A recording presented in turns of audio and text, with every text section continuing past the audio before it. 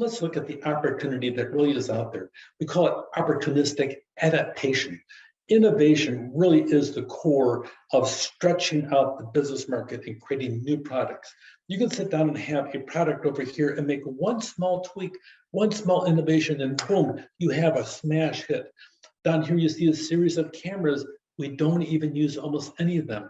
The single lens reflex camera is still out there because it delivers a superior quality even to that on the back of your phone, even though you may have 3 lenses on your camera phone. So that being said, wow, they have carved out a niche of super high quality by having that one thing, but they have to continually update it. And one more thing can sit down and change the entire world. So they occur on every stage of especially in the early stages of the entrepreneur endeavor. It can occur over a long period of time. Business slowly evolves, but sometimes just one quick shift and all of a sudden you have an entirely different change in a different product and a different market, and old markets disappear almost that quickly. So always constantly experiment, have a persistence, be open-minded as to what is out there. Just because of the fact that they have t-shirts out there doesn't mean that there's not the next t-shirt coming online that can totally obsolete a whole series of lines in the process just by changing the color, a neckline, or a sleeve cut in the process. There's always opportunity, and the market is always looking for something new, something exciting in the process.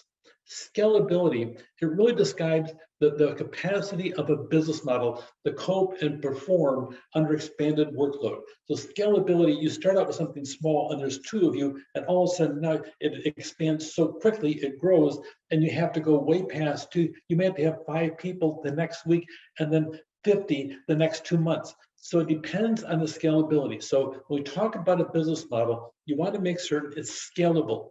You don't want to sit there and ramp it up too quickly. You want to sit down and focus in and making certain you're delivering a high quality service, a high quality product, and your customers will spread by word of mouth in the process of who and what you are. So the model creates scale well, has to be able to maintain and even increase in the process.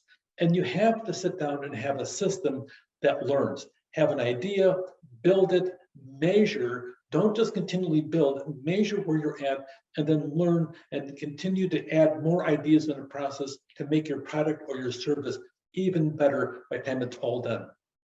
The advanced version of the business model has 9 components. We'll be talking about that later on in our course as we go through.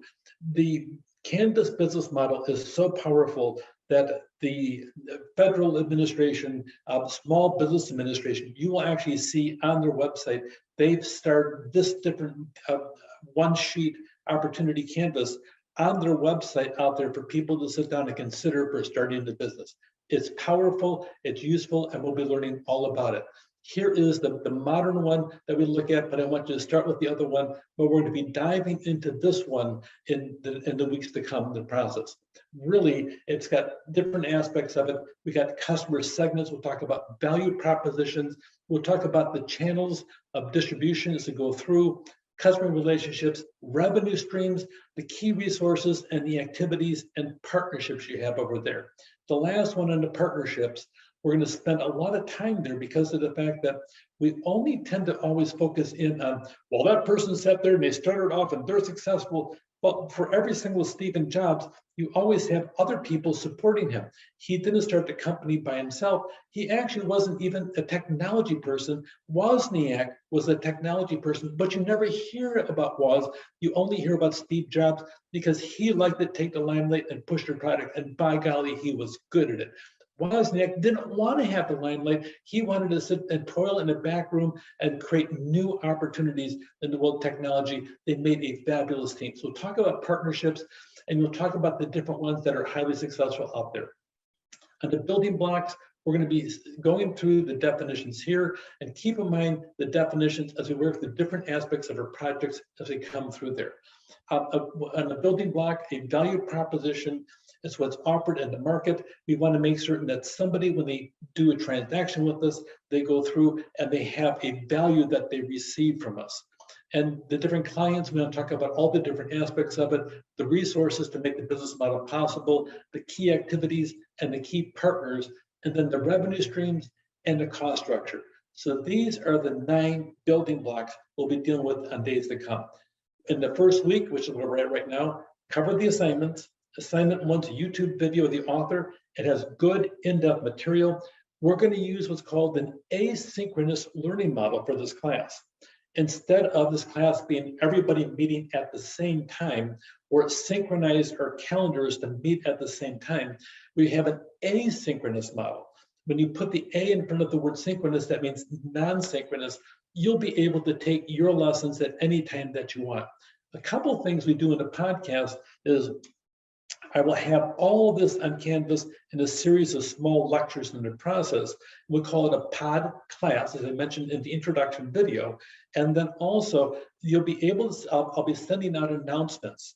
So you'll be able to get this typically at 7 o'clock on each day of the week as it comes through. And if we have 2 or 3 lessons each week, it'll hit Monday at 7, Tuesday at 7, and Wednesday at 7. That is pretty much our learning model when it comes down to there. You don't have to watch it then, you can watch it at your convenience. Each lesson is geared to be about 10 minutes or less in the process. Keep up with the material and we're going through. Read the assignment. The reading is easy reading, but sometimes you got to go back over it a second time because it's so simplistic and it makes an awful lot of sense in the process. The book is deceiving. It's only deceiving because it looks easy, but it's got a lot of profound things inside of it. The assignments, they're designed to make you think in the process, and you'll see what I'm talking about when you dive into them. Do the discussions. Part of this is trying to build a community.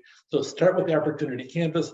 As you go through, think about potential businesses. One of the best places to see new ideas in action is over at the Spectrum. When you walk just down the corridors, you'll see all kinds of booths, stores, and people that innovate and they're selling the product, and they're high-end products. A lot of them, some of them are inexpensive in the process, but you'll be able to see the opportunity, the innovation machine that California really is for opportunities that are out there. And maybe that'll spark some of your own personal creativity to sit down there. If you don't have a concept for business yet, you'll be able to find one. Take care.